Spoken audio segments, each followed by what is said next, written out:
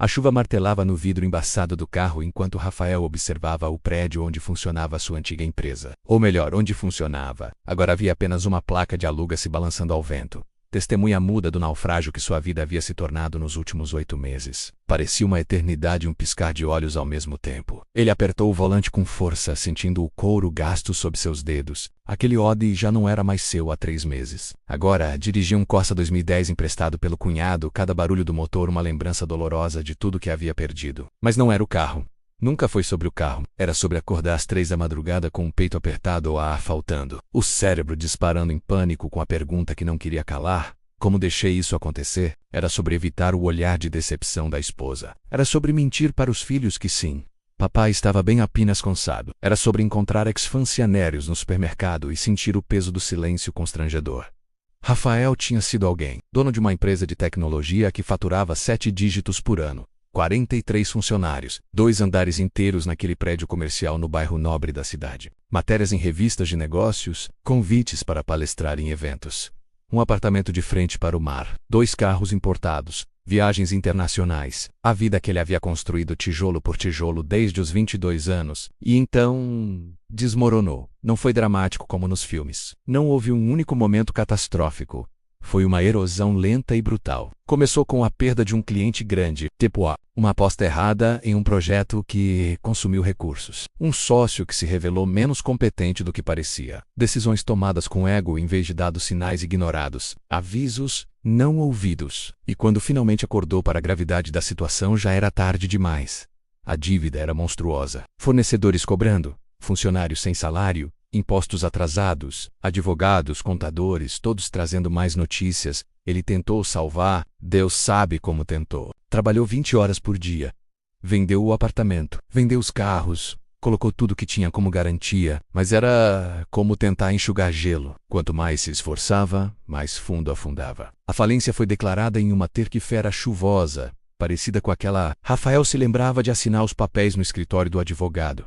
A mão tremendo. A caneta pesando toneladas. 43 pessoas perderam seus empregos. 43 famílias afetadas por suas decisões. Esse peso era pior que qualquer dívida financeira. O que veio depois foi o purgatório.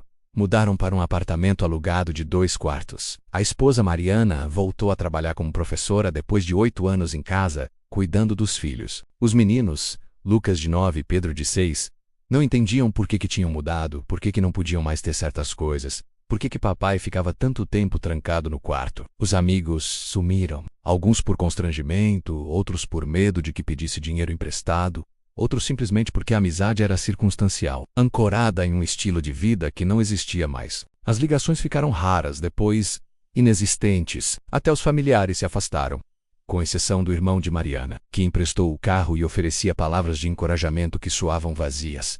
Rafael tentou recomeçar. Mandou currículos dezenas deles. Mas quem contrataria um empresário falido de 38 anos? Ele era superqualificado ou não tinha o perfil cultural ou simplesmente não recebia resposta alguma. A humilhação de cada rejeição corroía sua autoestima como ácido. Começou a beber mais. Não muito, apenas o suficiente para amenizar a voz na cabeça que dizia que ele era um fracasso, um perdedor, alguém que havia decepcionado todos que confiaram nele. Mariana notou, mas não disse nada no início. Quando finalmente confrontou, foi gentil, mas isso de alguma forma doía mais. Ele preferia a raiva ao olhar de pena. A depressão chegou de mansinho. Primeiro a dificuldade de sair da cama. Depois a perda de interesse em tudo. A comida não tinha gosto. Nada parecia ter sentido. Para que se esforçasse, tudo que construía desmoronava? Para que tentasse, era apenas questão de tempo até falhar novamente. Os pensamentos sombrios sussurravam em sua mente nas horas mortas da noite. Foi Mariana quem o salvou desse abismo, pelo menos temporariamente. Uma noite, depois que as crianças dormiram, ela sentou ao lado dele no sofá e segurou sua mão. Não disse nada elaborado. Apenas, eu ainda acredito em você. Sempre acreditei, mas você precisa voltar a acreditar em si mesmo. Não pelo dinheiro, não pela empresa, não para provar nada para ninguém. Por você, pelos meninos, por nós. Algo naquelas palavras simples perfurou a armadura de autopiedade que ele havia construído. Chorou pela primeira vez em meses. Chorou por tudo que havia perdido, por todos que havia decepcionado. Pelo homem que costumava ser e não sabia se conseguiria voltar a ser. Mas havia uma fagulha pequena, quase imperceptível, mas ali, agora sentado naquele carro velho sob a chuva, observando o fantasma de sua antiga vida, Rafael tomou uma decisão. Não sabia como. Não sabia quando. Mas sabia que iria recomeçar. De verdade dessa vez. Não para reconquistar o que tinha, mas para construir algo novo. Algo mais sólido, algo verdadeiro. Ligou o motor. O barulho era alto, mas não importava. Virou o carro e se afastou do prédio sem olhar pelo retrovisor. Às vezes, para encontrar o caminho para frente, você precisa parar de olhar para trás. Esta era apenas o começo. O que Rafael não sabia ainda era que os próximos meses iriam testá-lo de maneiras que ele jamais imaginou. Que o recomeço seria muito mais difícil que a queda. Que ninguém ao seu redor acreditaria que ele conseguiria. Mas ele conseguiria. Contra todas as probabilidades. Apesar de todos os céticos, esta é a história de como um homem perdeu tudo e encontrou a si mesmo no processo. De como o fracasso pode ser o melhor professor. De como a verdadeira força não está em nunca cair, mas em se levantar, quando todos esperam que você permaneça no chão. E tudo começou naquela tarde chuvosa, quando Rafael decidiu que desistir não estava mais no seu vocabulário.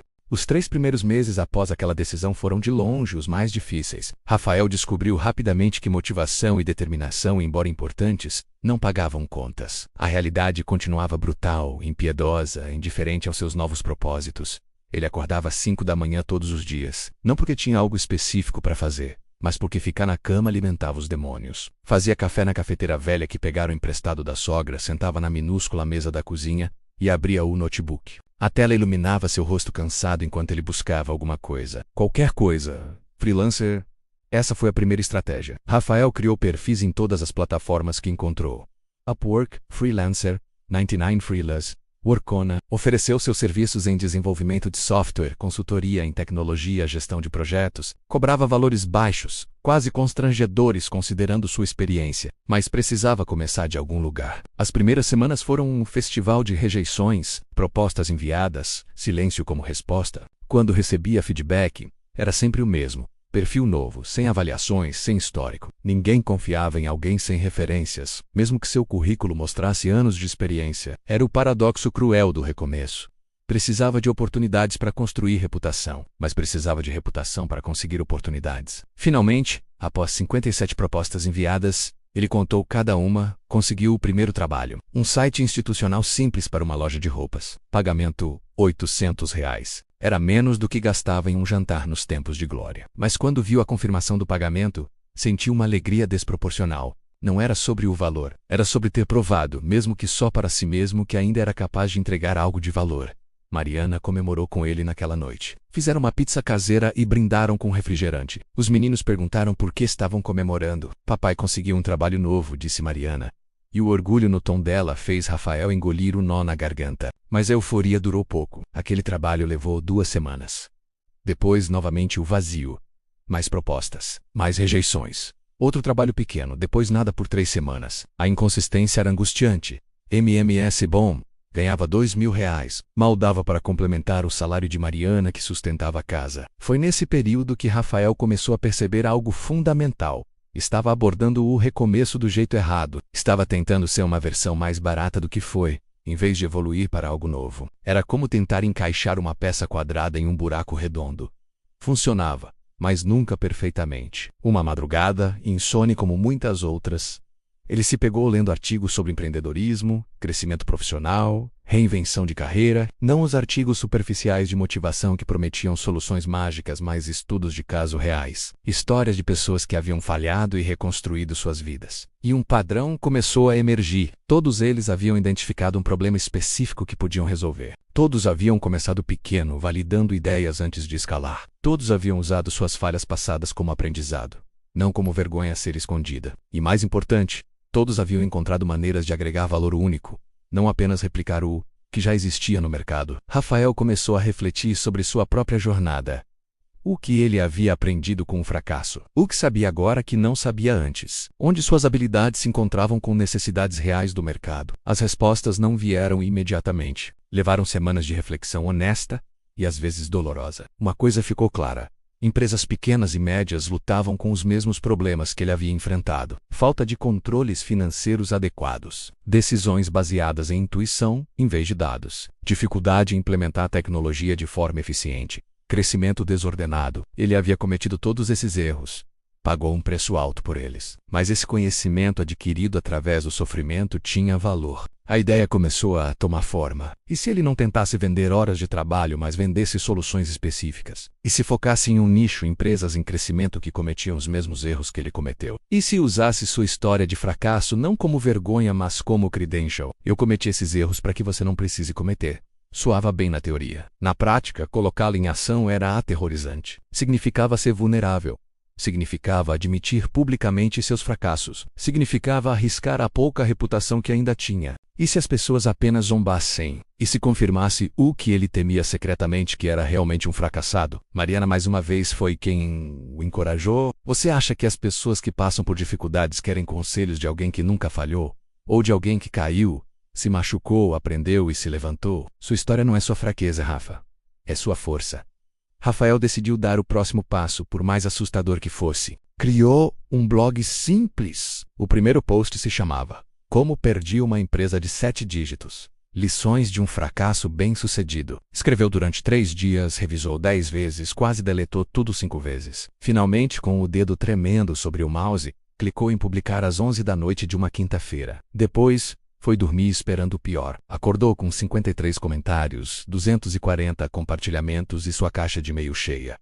Seu coração disparou. Abriu com medo, preparado para críticas e zombarias, mas não era nada disso. Eram mensagens de empreendedores, empresários, gestores, todos compartilhando suas próprias histórias de dificuldade, dizendo que se sentiram menos sozinhos. E, o mais importante, alguns perguntando se ele oferecia consultoria. 3 pessoas marcaram reuniões. Rafael preparou cada uma como se fosse uma apresentação para investidores. Estudou as empresas, identificou problemas potenciais, elaborou propostas de valor. Na primeira reunião, tremeu tanto que teve que segurar a xícara de café com as 2 mãos. Mas conforme contava sua história, conforme explicava os erros que cometeu e como poderia ajudá-los a evitá-los, viu os rostos mudarem de ceticismo para interesse genuíno.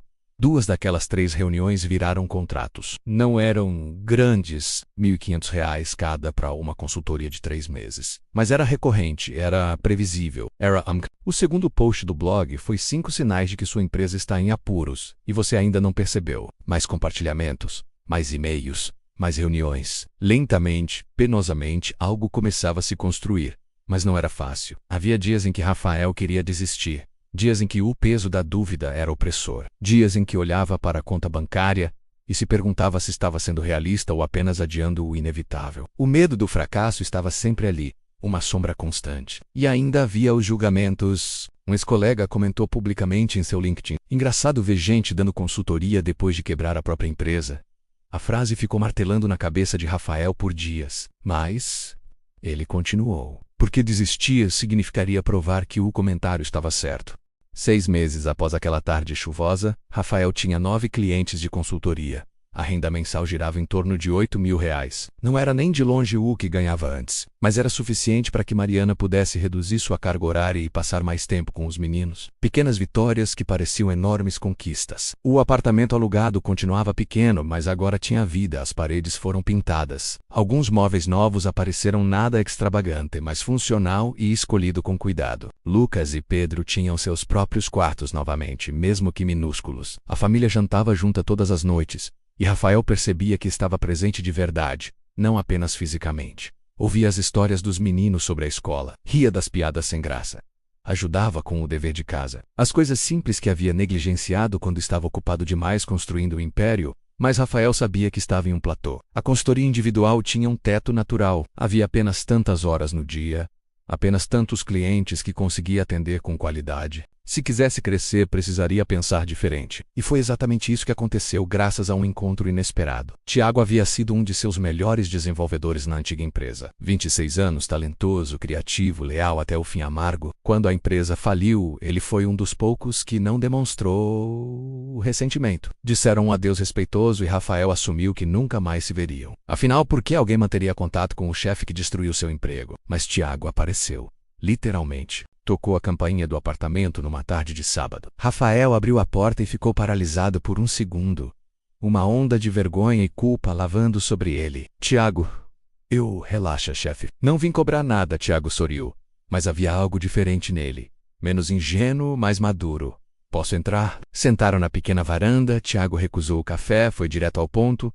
'Tenho acompanhado seu blog, seus posts. Vi que está fazendo consultoria. 'Qual é a sua dor?'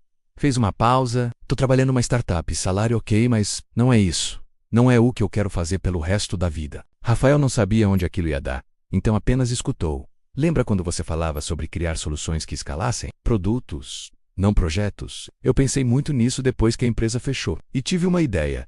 Os olhos de Tiago brilharam com aquela intensidade que Rafael reconhecia. E se transformássemos seu conhecimento de consultoria em um produto, um sistema, uma plataforma que empresas pudessem usar para identificar e corrigir problemas de gestão, tipo um diagnóstico automatizado baseado nos frameworks que você desenvolveu? Rafael sentiu algo se mexer dentro dele. Era uma faísca de excitação que não sentia há muito tempo, mas imediatamente veio o medo. Tiago, eu não sei, já tentei construir algo antes e falhou. Eu sei, eu estava lá. Tiago se inclinou para frente. Mas também sei que você aprendeu. Vi isso nos seus textos. Você não é mais aquele cara que achava que tinha todas as respostas. E honestamente, acho que é por isso que pode dar certo dessa vez. Passaram 3 horas conversando. Tiago havia feito o dever de casa. Tinha esboços, ideias de funcionalidades, até uma análise preliminar de mercado. Não estava pedindo dinheiro, estava propondo uma sociedade. Ele desenvolveria, Rafael traria expertise de negócios e conteúdo. Sociedade 50-50. Quando Tiago foi embora, Rafael ficou na varanda até escurecer. Mariana veio e sentou ao lado dele. Sobre o que vocês conversaram? Ele contou tudo. Esperava que ela o aconselhasse a ser prudente, a não arriscar novamente, mas Mariana apenas disse: Você quer fazer isso? Estou com medo.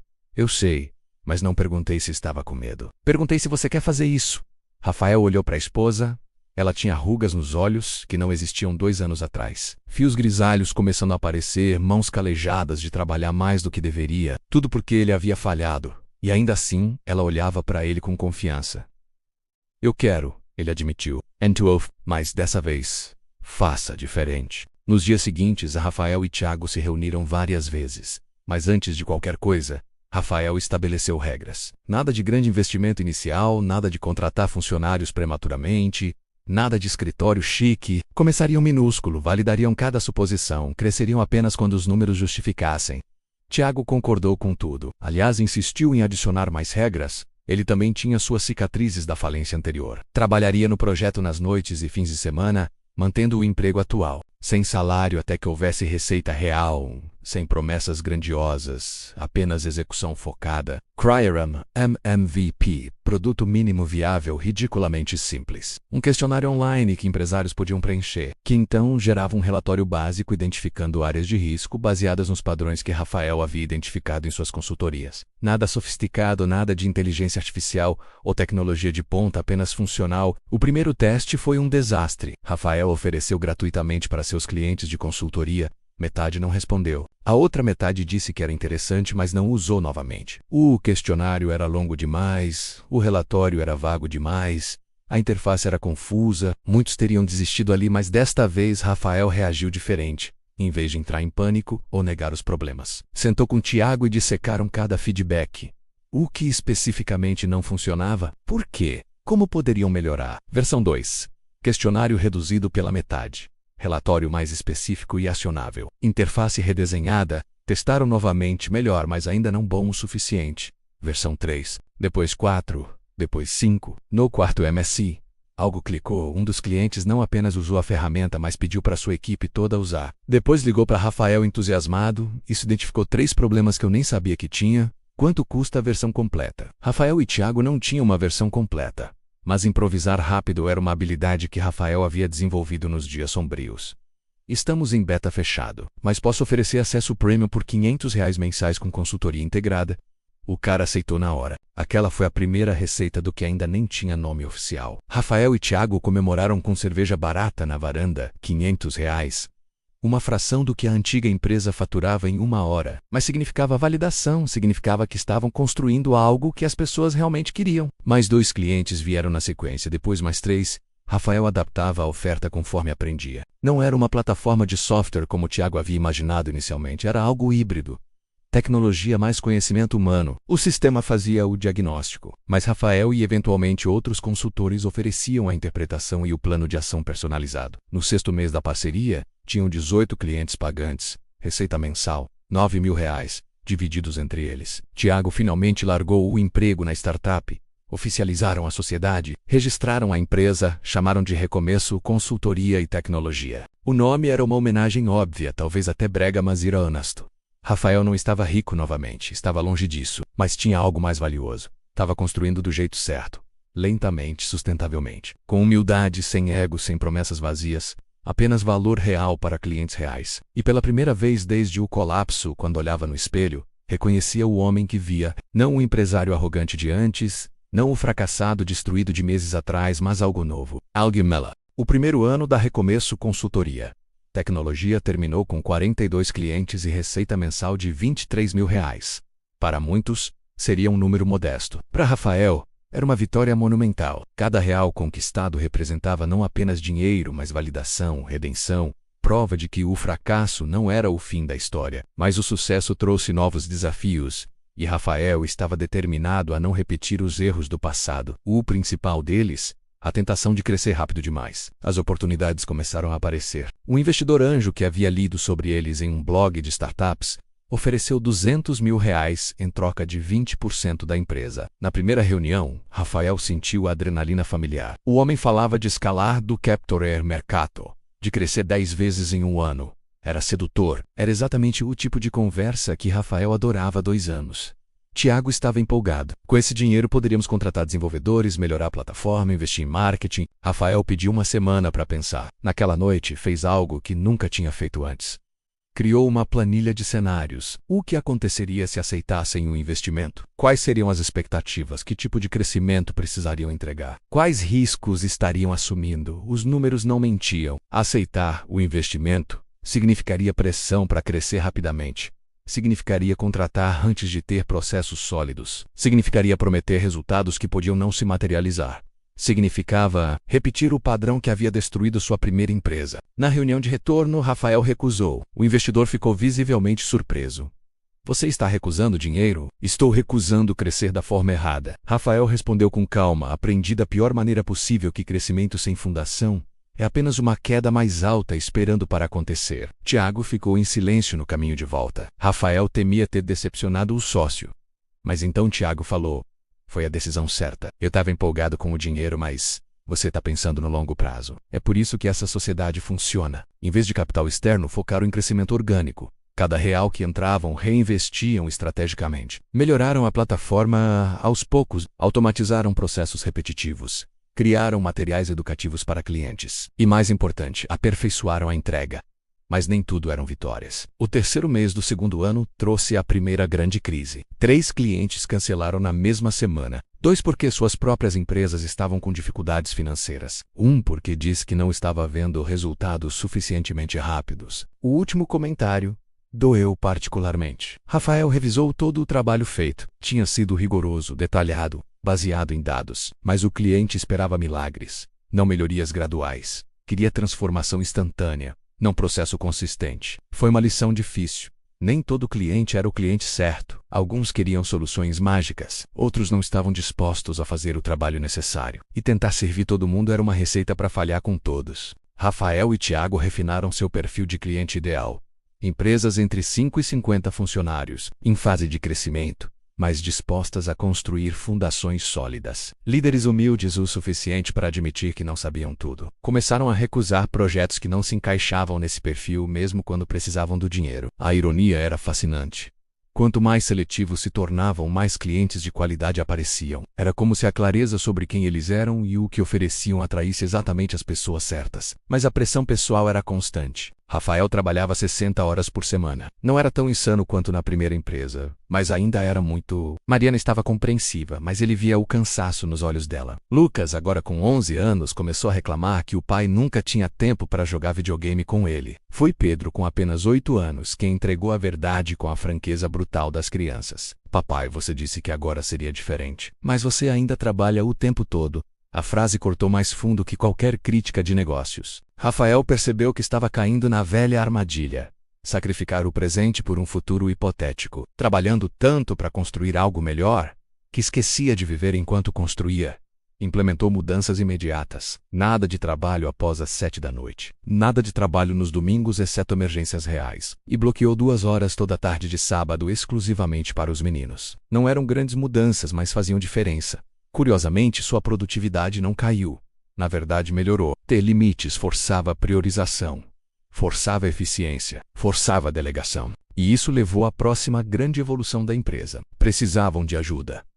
Mas contratar era aterrorizante para Rafael. Na primeira empresa, contratou rápido e descuidadamente. Construiu um time grande demais, cedo demais. Desta vez, seria diferente. A primeira contratação levou 3 meses. Entrevistaram 17 candidatos para uma posição de consultor júnior. Não procuravam currículo perfeito, procuravam atitude, disposição para aprender, alinhamento com valores. Encontraram em Camila uma administradora de 29 anos que havia tocado a própria empresa por 5 anos antes de vendê-la. Ela entendia pequenos negócios porque havia vivido as trincheiras.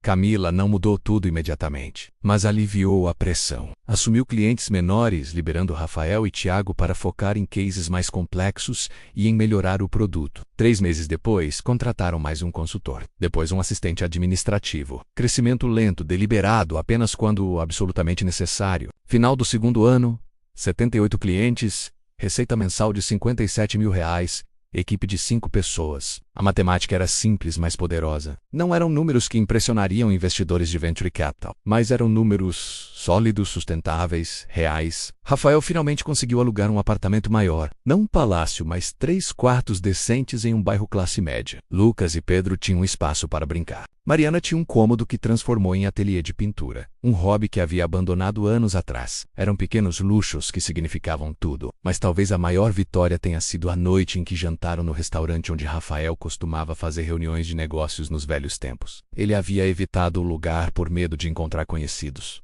por vergonha. Mas Mariana insistiu. Você precisa parar de viver com medo do seu próprio passado. Estavam no meio do jantar quando Rafael viu Carlos, um ex-cliente da primeira empresa. O homem havia perdido dinheiro quando a empresa faliu.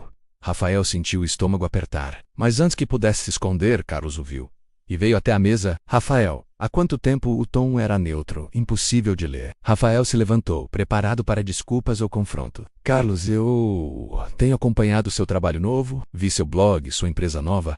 Carlos fez uma pausa que pareceu eterna, então estendeu a mão. Parabéns. Divert, o que você está construindo agora é impressionante. A humildade, a transparência, muito diferente de antes. Rafael apertou a mão, incapaz de falar. Emoção transbordando. E olha, Carlos continuou, minha empresa está crescendo. Talvez possamos conversar sobre uma consultoria? Quando Carlos saiu, Mariana segurou a mão de Rafael sobre a mesa. Ele tinha lágrimas nos olhos. Não era sobre conseguir um novo cliente. Era sobre redenção. Era sobre provar, principalmente para si mesmo, que as pessoas podiam mudar. Que segundas chances existiam. Que o fracasso não definia você, a menos que você permitisse. O 3º ano começou com um otimismo cauteloso. A recomeço, consultoria e tecnologia havia encontrado seu ritmo. Processos estabelecidos. Equipe pequena, mas eficiente. Fluxo de caixa previsível. Rafael finalmente começava a dormir noites inteiras, sem acordar em pânico sobre dinheiro. Mas o universo, como gosta de fazer, tinha outros planos. Março trouxe uma crise econômica inesperada no país. Inflação disparando, juros subindo, empresas cortando custos e consultoria. Para muitas empresas, era considerada não essencial. Em 2 semanas, perderam 12 clientes, 21% da receita evaporou. Rafael sentiu o terror familiar se instalando. Era como assistir um acidente em câmera lenta, em Copas do Perá. As memórias da primeira falência inundavam sua mente. As noites sem dormir, o desespero, a impotência. Estaria destinado a repetir o ciclo. A primeira reação foi pânico. Queria cortar custos imediatamente. Demitir pessoas, reduzir tudo ao mínimo. O velho Rafael teria feito isso sem pensar, mas este Rafael tinha aprendido algo. Decisões tomadas em pânico raramente eram boas decisões. Chamou uma reunião com toda a equipe e foi transparente de uma forma que nunca tinha sido antes. Mostrou os números, explicou a situação, não escondeu a gravidade. Esperava ver medo nos rostos. Viu, mas também viu algo mais. Determinação. Camila foi a primeira a falar. Temos reserva para quanto tempo? 4 meses mantendo tudo como está. Tiago respondeu. Ele havia insistido em construir uma reserva de emergência, mesmo quando significava crescer mais devagar. Agora Rafael entendia o porquê. Então temos 4 meses para virar esse jogo, disse Camila. Qual é o plano? Durante 3 dias a equipe trabalhou em estratégias. Não era sobre cortar custos indiscriminadamente, era sobre se adaptar. Identificaram clientes em setores menos afetados pela crise. Criaram pacotes de consultoria mais acessíveis para empresas com orçamento reduzido. desenvolveram conteúdo gratuito mais agressivo para atrair novos leads e fizeram algo contraintuitivo. Investiram mais em marketing, não muito, não irresponsavelmente, mas estrategicamente. Se empresas estavam cortando consultores, precisavam estar onde essas empresas estavam procurando soluções. Rafael lançou uma série de webinars gratuitos, como Sobreviver à Crise, Lições de Quem Já Quebrou e Recomeçou. Era vulnerabilidade total. Contava sua história completa, os erros, as consequências, as lições. No final, oferecia consultoria para quem quisesse ajuda profissional, mas o conteúdo em si era valioso independentemente. O primeiro webinar teve 87 participantes, parecia pouco, mas desses, 13 agendaram consultas, 5 viraram clientes, e cada um desses clientes indicou outros. A crise havia criado uma necessidade, empresas desesperadas por orientação de alguém que realmente entendia o que era estar à beira do abismo. Mas a pressão era brutal. Rafael voltou a trabalhar 70 horas por semana. O estresse se manifestava fisicamente, dores de cabeça constantes, insônia retornando, irritabilidade. Mariana notou que ele estava voltando aos velhos padrões. Você está deixando o medo tomar controle de novo, ela disse uma noite. Depois que ele explodiu com Lucas por algo trivial. Não estou sendo responsável. Tenho pessoas dependendo de mim agora. Não posso falhar de novo. Você está se matando? E para quê? Para provar que não é um fracassado. Você já provou isso. A única pessoa que ainda não acredita é você. As palavras doeram porque eram verdadeiras. Rafael estava operando não da estratégia, mas do trauma. Cada decisão estava contaminada pelo medo de repetir o passado. E isso não era sustentável. Procurou ajuda. Algo que nunca tinha feito antes. Terapia. O terapeuta foi direto. Você está sofrendo de PTSD empresarial. O fracasso anterior foi um trauma. E você está reagindo a cada desafio novo como se fosse aquele trauma acontecendo novamente. Levou meses de trabalho, aprender a separar passado de presente, reconhecer gatilhos, desenvolver mecanismos de enfrentamento saudáveis. Não era fraqueza buscar ajuda, ir à fortaleza. Outro aprendizado que custou caro para adquirir. Enquanto isso, a empresa navegava as águas turbulentas. Alguns meses eram bons, outros terríveis, mas lentamente. A estratégia funcionou. Quarto mês da crise, tinham recuperado metade dos clientes perdidos e adicionado novos. Sexto mês, estavam acima do nível pré-crise. Mas a vitória veio com uma complicação inesperada. Uma empresa de consultoria grande, nacional, fez uma proposta. Queriam comprar a recomeço, a oferta era generosa. Não uma fortuna, mas suficiente para mudar a vida de Rafael, suficiente para pagar todas as dívidas remanescentes da falência anterior. Suficiente para finalmente respirar sem peso nas costas. Tiago estava inclinado a aceitar. Pensa bem, parceiro, é uma saída limpa. Boa grana, eles querem manter a marca, nos querem como consultores. É o melhor dos dois mundos. Rafael pediu tempo para pensar. A proposta era tentadora, mas algo incomodava. Passou a semana analisando os termos, conversando com advogados, rodando números. E então percebeu. Aceitar a oferta seria seguro, mas seria desistir. Não da empresa, mas do que a empresa representava. Recomeço não era apenas um negócio. Era uma declaração. Era a prova de que era possível fazer diferente. Era sua redenção. Mas também esperança para outros empreendedores que haviam falhado. Se vendesse agora, enviaria a mensagem de que no fim, era só sobre dinheiro. Na reunião final, Rafael recusou. A equipe ficou chocada. É muito dinheiro, Rafa, disse Camila. Ninguém te julgaria por aceitar. Eu me julgaria, respondeu Rafael. Construí esta empresa não para vendê-la, mas para provar algo, para mim mesmo e para qualquer um que já falhou e acha que não merece segunda chance. Se vendo agora, tô dizendo que eles estavam certos. Que no final eu sou apenas mais um cara atrás de uma saída fácil. Tiago olhou para ele longamente. Então sorriu. Você realmente mudou, hein? O velho Rafael teria vendido sem pensar duas vezes. O velho Rafael quebrou, disse Rafael simplesmente. Este aqui está construindo algo que dura. A decisão teve consequências. A empresa compradora não gostou da rejeição. Começaram a competir diretamente, usando sua escala e recursos para pressionar. Por 2 meses foi guerra. Tentavam roubar clientes, oferecendo preços mais baixos, usando táticas agressivas. Rafael poderia ter respondido da mesma forma. Poderia ter entrado em guerra de preços, falado mal dos concorrentes, jogado sujo, mas escolheu um caminho diferente. Focar e entregar valor excepcional. Não mais barato, mas melhor. Não mais rápido, mas mais profundo. Não mais fácil, mas mais transformador. Lentamente a guerra acabou, não porque Rafael venceu no sentido tradicional, mas porque construiu algo que concorrência pura não podia destruir. Relacionamentos genuínos com clientes. Reputação baseada em resultados, uma marca que significava algo além de serviços. Final do 3º ano, 123 clientes, receita mensal de R$ 98 mil, equipe de 9 pessoas. E algo mais valioso que números. respeito. Respeito de clientes, de concorrentes, da indústria e, pela primeira vez em anos, respeito próprio genuíno. Rafael estava na mesma varanda do apartamento onde tudo tinha recomeçado com a conversa com Tiago. Mas agora, quando olhava para o futuro, não via medo, via possibilidades, não via ameaças, via oportunidades. Não via o que podia perder, via o que podia construir. E finalmente entendeu: sucesso não era sobre nunca falhar, era sobre o que você fazia depois de cair. O quarto ano trouxe uma transformação que Rafael não havia previsto. A Recomeço deixou de ser apenas uma empresa de consultoria e começou a se tornar um movimento. O blog, que começou como uma forma de processar seu próprio fracasso, agora tinha milhares de leitores semanais. O podcast, que lançaram quase por acidente, alcançava 40 mil downloads por episódio. A comunidade estava crescendo. Mas com o crescimento vieram dilemas. Rafael recebia mensagens diárias de empreendedores em situações desesperadas. Pessoas à beira da falência, sufocadas por dívidas, paralisadas por medo. Cada mensagem era um espelho do que ele havia vivido. E ele queria ajudar todos. Mas como? A solução veio de um lugar inesperado. Amanda, uma das consultoras que haviam contratado no ano anterior, propôs criar um programa de mentoria em grupo. Você não consegue atender individualmente todas essas pessoas. Mas e se criássemos grupos pequenos? 10 empresários por grupo, sessões mensais, preço acessível. Não é consultoria completa, mas é orientação real. A ideia era simples, mas o impacto foi profundo. Lançaram o primeiro grupo como teste. 20 empresários se inscreveram. Rafael conduziu a primeira sessão com nervosismo, esperando que fosse desorganizada ou improdutiva. Mas algo mágico aconteceu. As pessoas começaram a compartilhar suas histórias, seus medos, seus desafios, e perceberam que não estavam sozinhas. Um participante, dono de uma padaria em dificuldades, disse algo que ficou com Rafael. Pela primeira vez em meses não me sinto um fracasso. Estou cercado de pessoas inteligentes enfrentando os mesmos problemas. Isso não me faz sentir menos burro, me faz sentir humano.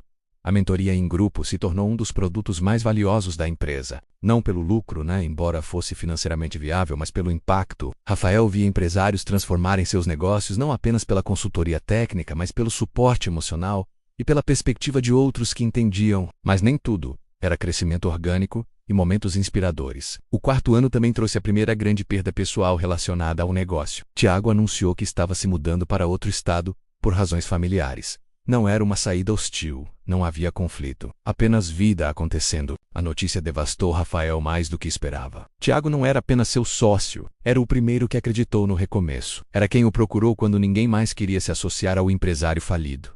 Era seu parceiro na reconstrução. Você não precisa de mim mais, disse Tiago na conversa difícil. A empresa está sólida.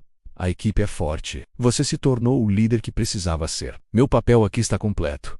Rafael queria argumentar, mas sabia que Tiago estava certo. A dependência era mais emocional que prática. Negociaram uma saída justa. Tiago venderia sua parte gradualmente ao longo de 2 anos, mantendo algum envolvimento consultivo. Era adulto, profissional, respeitoso, mas ainda doía. A saída de Tiago forçou Rafael a enfrentar algo que vinha adiando.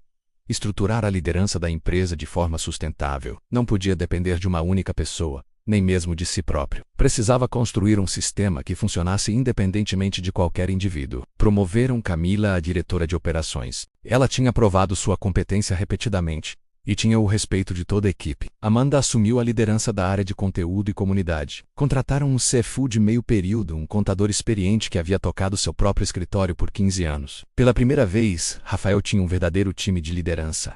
A mudança foi desconfortável. Rafael precisou aprender a delegar de verdade, não apenas passar tarefas, mas transferir autoridade e confiança. Precisou aceitar que outros tomariam decisões que ele talvez fizesse diferente. Precisou entender que sua empresa crescendo além dele não era uma ameaça, era o objetivo. Um momento definidor veio quando Camila implementou uma mudança significativa no processo de onboarding de clientes. Rafael discordava da abordagem. Sua reação instintiva foi vetá-la. Mas parou, respirou, perguntou: por que você acha que esse caminho é melhor? Camila explicou com dados, com feedback de clientes, com lógica sólida. Rafael ainda tinha dúvidas, mas disse: ok, vamos testar seu jeito por 3 meses. Se os números melhorarem, adotamos definitivamente. Se não, reavaliamos juntos. 3 meses depois, a satisfação de clientes havia aumentado 12% e o tempo de onboarding reduzido pela metade. Camila estava certa. E Rafael aprendeu uma lição crucial: contratar pessoas boas e não diga. Fazer seu trabalho era desperdiçar talento. Meio do quarto ano trouxe um convite inesperado. Uma universidade queria que Rafael desse uma palestra para alunos de administração. O tema: fracasso como ferramenta de aprendizado. Era a primeira vez que seria oficialmente reconhecido em um contexto acadêmico não como o empresário bem-sucedido que foi, mas como alguém cujo maior valor vinha de ter falhado. Rafael quase recusou. A síndrome do impostor gritava. Quem era ele para ensinar alguém? Mas Mariana o lembrou. Quantas mensagens você recebe por semana de pessoas dizendo que sua história mudou suas vidas? Você acha que elas estão todas erradas? A palestra foi em um auditório com 200 estudantes. Rafael preparou slides, dados, frameworks teóricos, mas quando subiu ao palco e viu aqueles rostos jovens, cheios de sonhos e certezas que ele um dia teve, jogou o roteiro fora, contou sua história, crua, honesta, sem embelezamentos. Falou da arrogância, dos erros, da queda, do desespero. Falou das noites chorando, de considerar desistir de tudo, de não conseguir olhar seus filhos nos olhos. Mas também falou do recomeço, das pequenas vitórias, do aprendizado, da reconstrução. Quando terminou, houve silêncio. Rafael pensou ter cometido um erro, ter sido intenso demais. Então uma estudante levantou a mão. Meu pai acabou de fechar a empresa dele. Está destruído, posso compartilhar sua história com ele. Outros levantaram a mão. Alguém tinha um tio, outro uma vizinha, uma mãe, um mentor. Todos conheciam alguém que estava passando pelo que Rafael passou. E todos queriam oferecer esperança. Rafael percebeu algo fundamental. Seu valor não estava em ensinar técnicas de negócios. Centenas de consultores faziam isso melhor. Seu valor estava em ser prova viva de que era possível recomeçar. Que o fracasso não era o fim, que a vergonha não precisava ser permanente. Depois da palestra, um professor se aproximou. Já pensou em escrever um livro? Rafael não havia pensado, mas a ideia plantou uma semente. Seria presunçoso escrever um livro. Quem se importaria? Mas então lembrou das centenas de mensagens que recebia, das pessoas que diziam que seus posts haviam literalmente salvado seus negócios ou suas vidas. Talvez houvesse valor em sistematizar tudo o que aprendeu. Passou os próximos 6 meses escrevendo nas madrugadas. Não um livro de autoajuda vazio ou um manual técnico árido, mas sua história entrelaçada com lições práticas. De volta ao jogo, como reconstruir depois de perder tudo. Não esperava publicar por uma editora grande, talvez apenas autopublicaria na Amazon. Mas quando o manuscrito ficou pronto e enviou para algumas editoras por recomendação de amigos, 3 demonstraram interesse. Fechou com uma editora média, especializada em negócios. O adiantamento era modesto, mas não era sobre dinheiro, era sobre alcance. Eras Abraham, final do 4º ano, 211 clientes. Receita mensal de R$164 mil. Equipe de 15 pessoas. 3 programas diferentes de mentoria, um livro sendo preparado para lançamento. Os números eram impressionantes, mas não eram mais o que definia Rafael. Ele olhava para sua equipe e via não funcionários, mas pessoas que acreditaram nele quando poucos acreditavam. Olhava para seus clientes e via não contratos, mas relacionamentos de confiança. Olhava para sua família e via não pessoas que ele havia decepcionado, mas pessoas que ele havia honrado ao não desistir. O sucesso, Rafael finalmente compreendeu, não era um destino, era uma jornada, e a jornada era feita de milhares de pequenas escolhas diárias. Escolher humildade sobre ego, aprendizado sobre certeza, pessoa sobre lucro, significado, sobre status. O lançamento do livro aconteceu em uma livraria pequena no centro da cidade. Rafael não esperava muito, convidou alguns amigos, a família, alguns clientes próximos, talvez 50 pessoas apareceriam, ele pensou. Seria uma noite agradável, nada mais. 230 pessoas compareceram. Precisaram abrir um salão adicional para acomodar todos. Havia empresários que ele havia consultado, participantes dos grupos de mentoria, leitores do blog que ele nunca havia conhecido pessoalmente, 8 alguns ex-funcionários da empresa falida. Um deles, Rodrigo, que havia sido demitido na falência, veio até Rafael antes da apresentação. Eu estava com raiva de você por anos, Rodrigo disse sem rodeios. Perdi meu emprego, fiquei meses desempregado, passei dificuldades, achei que você era um incompetente e um covarde. Fez uma pausa, mas acompanhei sua jornada. Li tudo que você escreveu. Vi como você se reconstruiu e percebi algo. Você não era covarde, estava tão perdido quanto eu. A diferença é que você teve coragem de admitir, de aprender, de mudar. Estendeu a mão. Obrigado por me ensinar que fracasso não é o fim. Montei minha própria empresa no passado, pequena, mas é minha, e uso seus textos como guia do que fazer e não fazer. Rafael apertou a mão com os olhos úmidos. Aquele momento valia mais que qualquer número em uma planilha. A palestra foi diferente de qualquer coisa que havia feito. Não era performática, não era polida. Era conversacional, honesta, vulnerável. Falou não apenas dos triunfos, mas dos momentos em que quase desistiu, das manhãs em que não conseguiu sair da cama, das discussões com Mariana sobre dinheiro, do medo constante de estar iludindo a si mesmo. No final, abriu para perguntas. Uma mulher de uns 50 anos levantou. Meu marido perdeu o emprego há 8 meses. Ele está destruído. Nem tenta mais procurar trabalho. Como eu o ajudo? Já tentei encorajar, já tentei pressionar. Nada funciona. Rafael respirou fundo. Você não pode salvá-lo. Aprendi isso do jeito difícil. Minha esposa tentou me salvar por meses, mas a decisão de levantar tinha que ser minha. O que ela fez que funcionou foi continuar acreditando em mim, mesmo quando eu não acreditava em mim mesmo, e colocar limites saudáveis. Ela não me deixou me afundar em autopiedade indefinidamente. Foi gentil, mas firme. O amor às vezes significa dizer verdades difíceis. A mulher agradeceu com lágrimas escorrendo. Outras perguntas vieram, cada uma um lembrete de quantas pessoas estavam lutando silenciosamente com fracasso, vergonha, medo. E cada resposta de Rafael vinha não de teoria, mas de cicatrizes. O livro vendeu modestamente no primeiro mês. Não foi um best-seller, mas teve algo mais valioso, impacto profundo nos que leram. As avaliações online eram longas e emotivas. Pessoas compartilhavam como o livro havia mudado sua perspectiva, dado coragem para tentar novamente, ajudado a processar seus próprios fracassos. Um e-mail em particular tocou Rafael. Era de um homem de 62 anos que havia perdido uma empresa de 40 anos em uma fraude de um sócio. Passei os últimos 3 anos em depressão profunda. Achei que minha vida havia acabado. Seu livro me fez perceber que ainda tenho tempo, que não é tarde demais. Tô começando de novo, menor, mais humilde, mas tô começando. Obrigado por me dar de volta a esperança. Rafael imprimiu aquele e-mail e colocou na parede do seu escritório. Nos dias difíceis, lia novamente. O reconhecimento começou a vir de lugares inesperados. Uma revista de negócios fez uma matéria de capa. O empreendedor que transformou o fracasso em filosofia. Um podcast famoso o convidou. Depois outro e outro. Cada aparição trouxe mais visibilidade, mais clientes, mais oportunidades, mas também trouxe críticos. Um artigo em um blog de negócios acusou Rafael de romantizar o fracasso e vender falsa esperança. Dizia que ele havia falhado porque era incompetente e que seu sucesso atual era sorte, não habilidade, que estava lucrando com a vulnerabilidade de pessoas desesperadas. As palavras doeram. Rafael leu o artigo 3 vezes, cada vez sentindo a raiva e a vergonha crescerem. Sua primeira reação foi responder, defender-se, explicar. Escreveu um rascunho de resposta indignada. Mariana leu e disse: Você precisa responder a isso? Ele está me chamando de charlatão. E você é? Claro que não. Então por que se importa com a opinião de um estranho que nunca te conheceu? Ela pegou o laptop. Você construiu algo real. Tem clientes que confiam em você, uma equipe que te respeita, uma família que te ama. Um crítico anônimo muda alguma coisa disso? Rafael deletou o rascunho. Decidiu que não responderia com palavras, mas com trabalho. Continuaria entregando valor, mantendo integridade, fazendo a diferença. Os que quisessem acreditar, acreditariam. Os outros, bem, era um direito deles. A escolha de não se defender publicamente foi um teste de maturidade. O velho Rafael teria entrado em guerra. Este Rafael tinha segurança suficiente para deixar seu trabalho falar por si. O 5º ano trouxe uma oportunidade que parecia surreal. Uma grande empresa de tecnologia queria contratar a Recomeço para treinar sua liderança. Não uma consultoria pontual, mas um contrato anual. O valor era 6 vezes maior que seu maior contrato até então. Era tentador.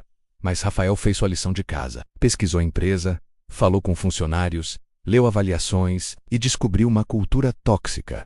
Alta rotatividade, burnout sistemático, liderança autoritária. Queria um treinamento não para melhorar genuinamente, mas para aparência, para poder dizer que estavam investindo em pessoas. Na reunião final, o CEO da empresa disse: Queremos que você faça com nossa liderança o que fez com sua empresa. Transformação total. Rafael respondeu calmamente: Transformação não acontece porque uma consultoria externa vem e faz palestras motivacionais. Acontece quando líderes admitem suas falhas, comprometem-se com mudança real e fazem o trabalho difícil de olhar no espelho. Vocês estão prontos para isso? O CEO ficou visivelmente desconfortável. Bem, certamente há áreas que podemos melhorar. Com todo respeito, Rafael continuou. Li avaliações dos seus funcionários. Vi os números de rotatividade. Conversei com ex-colaboradores.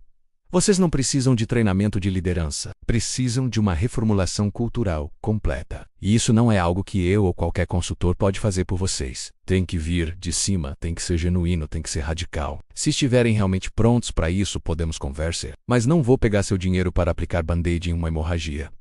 O silêncio na sala era ensurdecedor. O CEO agradeceu friamente e encerrou a reunião. Camila ficou chocada. Rafa, você acabou de recusar 2 milhões de reais. Eu recusei ser cúmplice de teatro corporativo, Rafael respondeu. Algumas coisas não têm preço. Integridade é uma delas. A história vazou. Alguém da reunião contou para alguém que contou para alguém.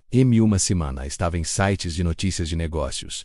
Consultor recusa contrato milionário por questões éticas. As opiniões se dividiram. Alguns o chamaram de idiota, outros de idealista, mas muitos o respeitaram. E algo inesperado aconteceu. 3 CEOs de empresas menores, mas com culturas saudáveis, o procuraram, haviam lido a história e queriam trabalhar com alguém que priorizava impacto sobre dinheiro. O valor combinado dos 3 contratos superava o que havia recusado. Rafael aprendeu que há um mercado para a integridade. Nem sempre o maior mercado, nem sempre o mais lucrativo imediatamente, mas um mercado leal, duradouro, significativo. Final do 5º ano, 302 clientes, receita mensal de R$237 mil, equipe de 22 pessoas. Segundo livro sendo escrito, palestras em universidades e eventos, reconhecimento crescente na indústria. Era sucesso por qualquer métrica objetiva, mas o que mais importava para Rafael era outra coisa. Lucas, agora com 14 anos, disse no jantar: Pai, tem um trabalho de escola sobre empreendedorismo. Posso entrevistar você? E quando Rafael perguntou por que, Lucas respondeu: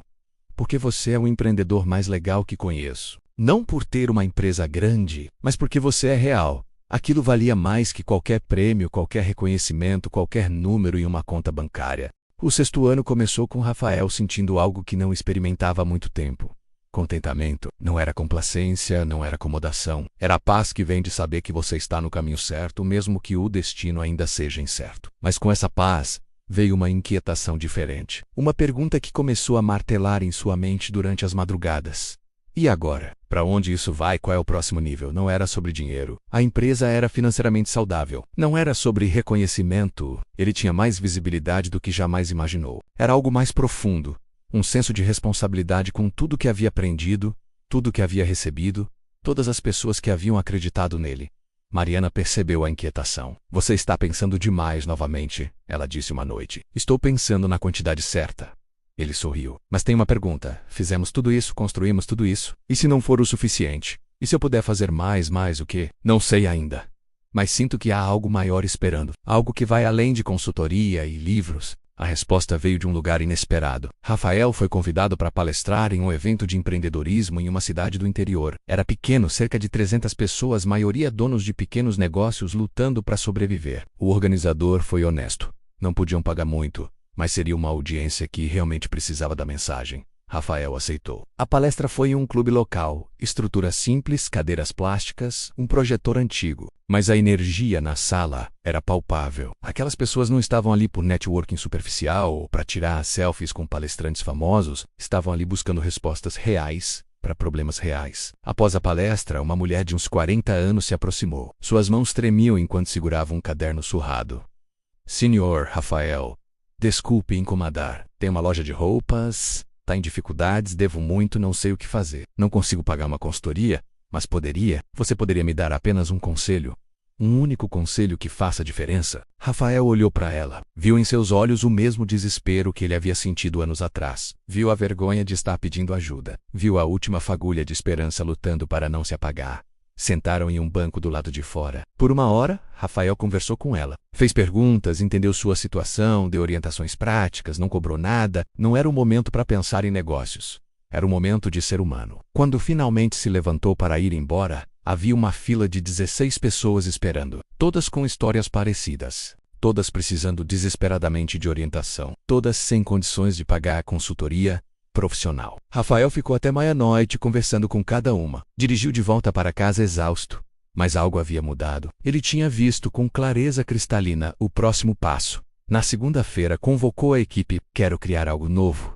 Um programa pro bono. Consultoria gratuita para pequenos empreendedores em situação crítica. Não 10, mas centenas, eventualmente milhares. Camila foi prática como sempre. Rafa, isso é lindo, mas como funcionaria operacionalmente? Como escolhemos quem ajudar? Quem faz o trabalho? Da onde vem o recurso? Durante 2 semanas desenharam um modelo. A Recomeço destinaria 5% da receita mensal para o programa. Cada consultor dedicaria 4 horas por mês. Criariam critérios claros de seleção, Pequenos negócios, menos de 10 funcionários, situação financeira difícil, mas ainda viável.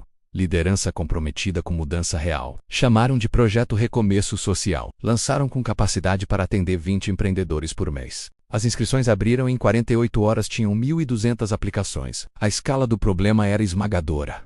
Rafael leu dezenas de histórias, cada uma um drama humano completo. Uma mãe solteira com uma pequena confeitaria, afundando em dívidas, depois que o ex-marido sumiu. Um pai de família com uma oficina mecânica, lutando após um acidente que o deixou temporariamente incapacitado. Um jovem casal com um restaurante destruído por uma enchente sem seguro adequado. Como escolher quem ajudar? Cada não significava alguém ficando sem auxílio. A responsabilidade pesava. A equipe desenvolveu um sistema de pontuação baseado em urgência, viabilidade e potencial de impacto. Não era perfeito, mas era justo.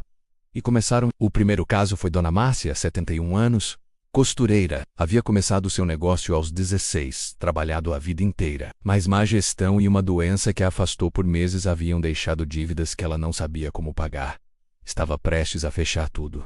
Amanda assumiu o caso. Em 3 sessões, reorganizou as finanças de Dona Márcia, negociou com credores, reestruturou preços, identificou desperdícios. Não era mágica, era trabalho minucioso. 2 meses depois, Dona Márcia estava operando no azul novamente. Ela mandou uma carta manuscrita para Rafael. Você salvou o trabalho da minha vida. Não tenho palavras para agradecer. Deus abençoe vocês. Os casos se multiplicavam, nem todos eram sucessos. Alguns negócios estavam além de salvação, mas a maioria, com orientação adequada, conseguia virar o jogo. E cada vitória alimentava a motivação da equipe. O programa começou a ganhar atenção. Uma reportagem local virou reportagem nacional. Empresa de consultoria cria programa gratuito para pequenos negócios em crise. Outras empresas começaram a perguntar como replicar o modelo. Rafael sistematizou tudo em um playbook e disponibilizou gratuitamente. A ideia não era construir um império, mas espalhar uma filosofia. Se 10 empresas de consultoria implementarem programas similares, podemos ajudar centenas de milhares de empreendedores. Não precisa ser nosso programa. Precisa ser o movimento. 6 empresas adotaram versões do modelo no primeiro ano. Depois 32, o movimento estava se espalhando. Mas nem tudo eram flores. O programa custava dinheiro e tempo. Alguns clientes pagantes reclamaram que a atenção estava sendo dividida. Um conselheiro informal sugeriu que Rafael estava diluindo a marca ao focar em caridade. Foi Camila quem colocou em perspectiva. Vocês lembram por que começamos? Não foi para construir a maior empresa de consultoria do país. Foi para provar que era possível fazer diferente. Para usar nosso conhecimento para impactar vidas. Este programa é a expressão mais pura da nossa missão. A discussão terminou ali, a equipe estava alinhada, continuariam crescendo comercialmente. Mas o programa social seria permanente.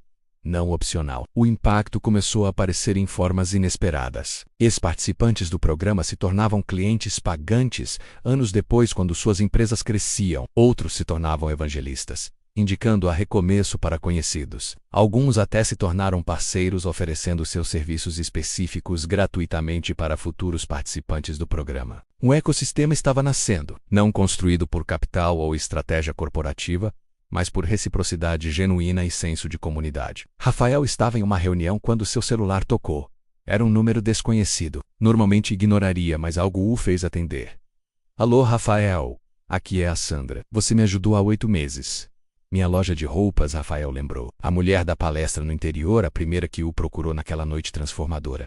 Sandra, como está? Estava ligando para agradecer. E para dizer que acabei de fechar o melhor mês da história da loja. Segui tudo que você me orientou, deu certo, tudo deu certo.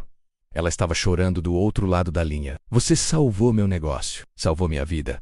Rafael não conseguiu falar por um momento. Quando conseguiu, disse apenas: você salvou você mesma, Sandra. Eu apenas mostrei um caminho. Você teve a coragem de caminhar.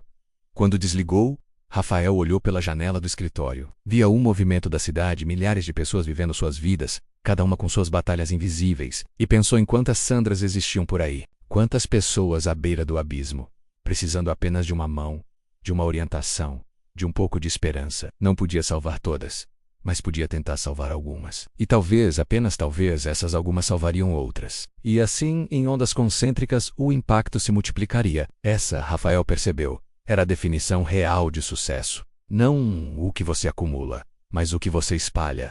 7 anos após aquela tarde chuvosa que mudou tudo, Rafael acordou em um sábado sem despertador. Pela primeira vez em décadas não tinha a ansiedade pressionando seu peito ao abrir os olhos. apenas tranquilidade. Mariana ainda dormia ao seu lado, o cabelo despenteado sobre o travesseiro. Ele observou, por um momento, grato por ela, por tudo. O apartamento não era mais o alugado de 2 quartos. Haviam comprado uma casa pequena, 3 quartos, quintal com uma árvore onde Pedro, agora com 13 anos, havia construído uma casa na árvore com Rafael no último verão. Não era a mansão de frente para o mar dos tempos de glória, mas era lar. De verdade. Rafael fez café e sentou no pequeno escritório que montou em casa, nas paredes fotos e cartas. Dona Márcia e sua costura. Sandra e sua loja de roupas. Rodrigo, o ex-funcionário que agora tinha sua própria empresa. Centenas de histórias, centenas de vidas tocadas. Aquilo valia mais que qualquer troféu corporativo.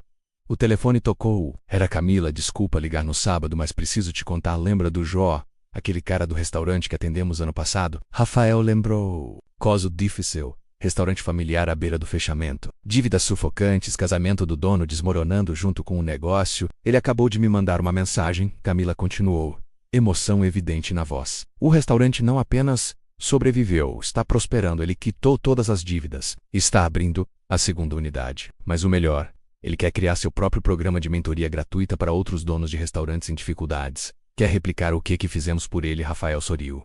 É assim que funciona. Pessoas ajudadas se tornam pessoas que ajudam. Mas nem tudo era celebração, né? A empresa enfrentava novos desafios. Crescer mantendo cultura era cada vez mais difícil. Com 31 funcionários, não eram mais uma família pequena onde todos conheciam todos. Havia conflitos, mal-entendidos, a burocracia inevitável do crescimento. Um caso particular preocupava Rafael. Júlio, um consultor talentoso, mas com um ego crescente, começou a prometer resultados irrealistas para clientes. A tratar colegas com condescendência, Rafael reconhecia os sinais. Júlio estava se tornando a versão do Rafael antigo. O confronto foi inevitável. Rafael chamou Júlio para uma conversa. Você tem talento, Rafael começou, mas talento sem humildade é perigoso, para você e para todos ao redor. Júlio ficou defensivo. Tô trazendo resultados. Meus clientes estão satisfeitos, por enquanto. Mas você está fazendo promessas que não pode cumprir, está inflando números, está tratando sua equipe de suporte como subordinados, não como parceiros. Reconhece esse padrão? Não tô fazendo nada errado. Rafael respirou fundo. Eu já fui você, Júlio. Achava que era o mais inteligente da sala, que não precisava de ninguém, que podia contornar regras porque eu era especial. E isso me destruiu. Destruiu minha empresa. Quase destruiu minha família. Não vou permitir que isso aconteça aqui, não com você, não com ninguém. Júlio se levantou. Se não gosta do meu trabalho, talvez eu devesse ir embora. Talvez devesse. Rafael respondeu calmamente. Mas prefiro que você fique e aprenda. A escolha é sua. Podemos trabalhar juntos para você desenvolver as habilidades que faltam. Ou você pode ir embora e repetir os mesmos erros em outro lugar até eventualmente bater na parede. Sua decisão? Júlio saiu furioso. Rafael achou que não o veria novamente, mas 3 dias depois, Júlio voltou, pediu desculpas, pediu ajuda. E nos meses seguintes transformou-se. Não foi instantâneo, não foi fácil, mas foi real. Era a prova de que as pessoas podiam mudar se quisessem. O segundo livro de Rafael foi lançado, Liderança após o fracasso. Construindo com humildade. Era mais maduro que o primeiro. Menos sobre sua história pessoal e mais sobre princípios testados através de anos trabalhando com centenas de líderes. A recepção foi ainda melhor que o primeiro. Universidades começaram a usar como material de referência. Empresas compravam em lote para suas lideranças. Mas o feedback que mais tocou Rafael veio de uma resenha simples em um blog desconhecido. Este livro não me fez querer ser um grande líder. Me fez querer ser um líder decente. E isso é muito mais valioso.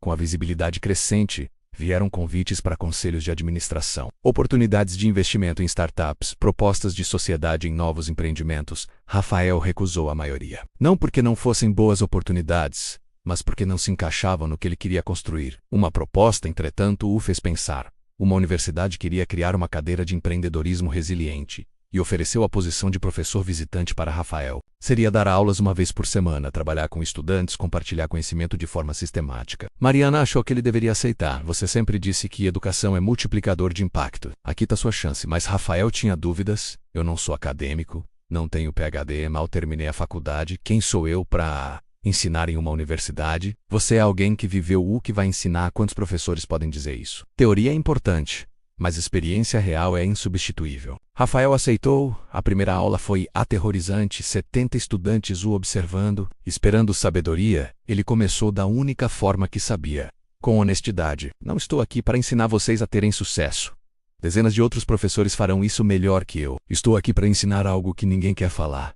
Como falhar bem, como aprender com fracasso, como se reconstruir quando tudo desmorona, porque estatisticamente, muitos aqui vão falhar em algum momento, e quando isso acontecer, quero que lembrem que fracasso não é o fim, é apenas um capítulo. As aulas se tornaram legendárias no campus não porque Rafael fosse um professor excepcional tecnicamente, mas porque trazia vulnerabilidade a um ambiente que geralmente valorizava apenas competência e sucesso. Estudantes se abriam sobre medos, inseguranças, pressões. Conversas reais aconteciam. Uma aluna, Marina, se aproximou após uma aula. Professor, posso fazer uma pergunta pessoal? Claro, o senhor ainda tem medo de falhar de novo? Rafael pensou honestamente. Todos os dias. Mas aprendi que medo não é o inimigo. Arrogância. Medo te mantém humilde, te faz questionar, te força a preparar melhor. O truque é não deixar o medo te paralisar, usá-lo como combustível, não como freio. Essa resposta virou uma citação que se espalhou pelo campus, depois pela internet. Virou meme, virou camiseta. Rafael achou tudo absurdo e hilário, mas por trás do humor havia verdade. O medo estava sempre presente. Medo de decepcionar a equipe. Medo de não conseguir ajudar todos que precisavam. Medo de esquecer as lições que pagou tão caro para aprender. O medo nunca foi embora. Rafael apenas aprendeu a dançar com ele. Final do 7º ano, 463 clientes, receita mensal de R$312 mil. Equipe de 31 pessoas, 2 livros publicados, um terceiro em desenvolvimento, aulas na universidade, programa social atendendo 50 empresários por mês, movimento replicado por 47 empresas no país. Os números eram impressionantes, mas Rafael media sucesso por métricas diferentes. Agora, quantos casamentos foram salvos porque o negócio foi reestruturado? Quantos filhos tiveram seus pais de volta porque o estresse financeiro diminuiu? Quantas pessoas recuperaram a dignidade e o propósito? Essas respostas eram impossíveis de quantificar, mas eram as únicas que realmente importavam. Rafael estava no quintal, ajudando Pedro com o dever de matemática, quando Lucas chegou da escola, 18 anos agora, prestes a entrar na faculdade. Sentou com eles. Pai decidiu, que vou estudar. Administração, Rafael perguntou. Não. Psicologia. Rafael ficou surpreso. Lucas sempre pareceu interessado em negócios. Percebi algo vendo você trabalhar esses anos. Lucas explicou. O que você faz não é sobre planilhas ou estratégias. É sobre pessoas. É sobre entender o que as move, o que as quebra, o que as reconstrói. Quero fazer isso também. Talvez não com empresas, talvez com indivíduos, mas é sobre isso. Ajudar pessoas a se levantarem. Rafael abraçou o filho emocionado não porque Lucas escolheu seguir seus passos, mas porque escolheu seguir seus valores. E percebeu que aquele era o verdadeiro legado. Não a empresa, não os livros, não os programas, era ter criado filhos que entendiam que sucesso significava fazer diferença. Essa era a vitória final, o legado que importava. 10 anos. Uma década completa desde aquela tarde chuvosa quando Rafael dirigiu pelo prédio da antiga empresa e decidiu que não desistiria. 10 anos de reconstrução, aprendizado, transformação. E agora, em uma manhã ensolarada de setembro, ele estava voltando àquele mesmo lugar. O prédio não estava mais vazio. Uma nova empresa ocupava o andar onde sua antiga empresa funcionou. Vida nova em um espaço que guardava tantas memórias dolorosas. Rafael estacionou o carro, um sedã simples e prático, e ficou olhando por alguns minutos. Não sentia mais dor, não sentia vergonha, sentia gratidão por tudo que aquele fracasso havia ensinado. Pelas portas que havia fechado e pelas que havia aberto, pela pessoa em que ele havia se transformado por causa, não apesar, do colapso. Seu celular tocou. Era Camila. Rafa, onde você está? A reunião é em 20 minutos. Tô indo, só fazendo uma parada rápida na memória. Hoje era um dia especial, a Recomeço Consultoria. Tecnologia estava anunciando sua maior evolução até agora. A criação de uma fundação sem fins lucrativos dedicada exclusivamente a apoiar empreendedores em crise. Seria separada da empresa comercial, mas alimentada por ela. 10% de todos os lucros iriam para a fundação permanentemente. A ideia havia nascido de uma constatação simples. O projeto Recomeço Social era poderoso, mas limitado. Atendiam 50 empresários por mês. Mas havia milhares precisando de ajuda. A fundação permitiria escala, parcerias com governos, outras organizações e universidades. Um movimento de verdade. Rafael chegou ao escritório. Não era mais um espaço pequeno. Agora ocupavam um andar inteiro em um prédio moderno, mas mantinham a simplicidade. Sem luxos desnecessários, sem ostentação, funcional, acolhedor, humano. A equipe estava reunida, 38 pessoas. Agora Rafael conhecia cada nome, cada história, cada sonho. Isso era não negociável. Por maior que crescessem, jamais se tornariam uma empresa onde líderes não conheciam suas pessoas. Amanda, que agora era diretora de impacto social, Apresentou os planos da fundação. Camila detalhou a estrutura operacional. O CFO explicou a sustentabilidade financeira. Tudo havia sido pensado meticulosamente. Não era impulso, era estratégia consciente. No final, Rafael tomou a palavra. Há 10 anos eu estava quebrado, não apenas financeiramente, emocional, psicologicamente, espiritualmente. Achei que minha vida havia acabado aos 38 anos. Hoje tenho 48 e posso dizer com absoluta certeza, minha vida não acabou naquele dia. Ela recomeçou. Fez uma pausa, olhando para cada rosto. Nós não criamos esta fundação porque somos generosos ou virtuosos. Criamos porque temos uma dívida. Comigo mesmo, com minha família, com todos que acreditaram quando era mais fácil duvidar. Esta é nossa forma de pagar para frente, de transformar dor em propósito. A sala explodiu em aplausos. Não era performático, era genuíno. Aquelas pessoas entendiam a missão porque a viviam diariamente. À tarde, Rafael tinha um compromisso pessoal importante. Havia marcado um café com alguém que não via há anos. Daniel, seu antigo sócio da empresa falida, o homem que estava com ele no topo e no colapso, haviam se distanciado após a falência, o peso da culpa e recriminação mútua, tornando impossível manter contato. Daniel chegou ao café visivelmente nervoso. Estava mais velho, grisalho, cansado, comprometeram-se formalmente. Obrigado por aceitar me ver. Daniel começou. Não sei por onde começar. Comece de onde precisar, Rafael disse gentilmente. Eu fiquei com raiva. De você, de mim, da situação. Gastei anos culpando você por tudo que deu errado. Mas a verdade, Daniel engoliu seco. A verdade é que também falhei. Também tomei decisões ruins. Também fui arrogante. E ao invés de admitir, foi mais fácil colocar tudo em você. Rafael assentiu. Eu também passei por isso. O estágio da culpa. Primeiro culpei todos. Sócios, funcionários, mercado, economia. Levou tempo para olhar no espelho e assumir minha parte. Li seus livros. Daniel continuou. Acompanhei seu trabalho e percebi que você fez algo que eu não consegui. Você aprendeu, você mudou, eu apenas sobrevivi, arrumei um emprego, pago as contas, mas sinto que estou apenas existindo, não vivendo. Não é tarde demais, Rafael disse. Nunca é. Se há algo que aprendi é isso. Conversaram por 3 horas. Rafael não ofereceu soluções mágicas. Não tentou recrutar Daniel para nada. Apenas compartilhou sua jornada. Honestamente. As vitórias. Mas também as lutas contínuas. A terapia que ainda fazia. Os dias em que a síndrome do impostor atacava. A vigilância constante contra a arrogância retornar. Quando se despediram, Daniel tinha lágrimas nos olhos. Obrigado por não me julgar, por não me descartar, por mostrar que é possível. Rafael abraçou o antigo sócio. Somos todos apenas humanos tentando acertar, Daniel. Alguns de nós têm a sorte de tropeçar em lições valiosas. O truque é não desperdiçar essas lições.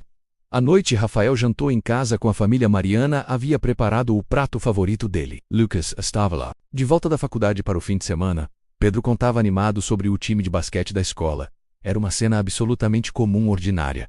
Perfeita. Depois do jantar, Mariana e Rafael sentaram na varanda. Como faziam há anos. Você está em paz? Ela perguntou. Rafael pensou honestamente. Não completamente. Ainda tenho inseguranças. Ainda acordo algumas noites preocupado. Ainda questiono se estou fazendo o suficiente. Mas sim, estou em paz com quem me tornei, com a jornada, com as cicatrizes. As cicatrizes te deixam sexy, ela brincou, encostando a cabeça no ombro dele. Ele riu. 10 anos atrás, se alguém me dissesse onde eu estaria hoje, não acreditaria, não pela empresa ou números, mas por isto fez um gesto abrangendo a casa, a família, a tranquilidade, isso aqui. Isso era o que eu pensava que tinha antes. Mas não tinha. Estava ocupado demais, perseguindo mais para apreciar o suficiente. E agora? Agora sei que suficiente não é resignação, é sabedoria.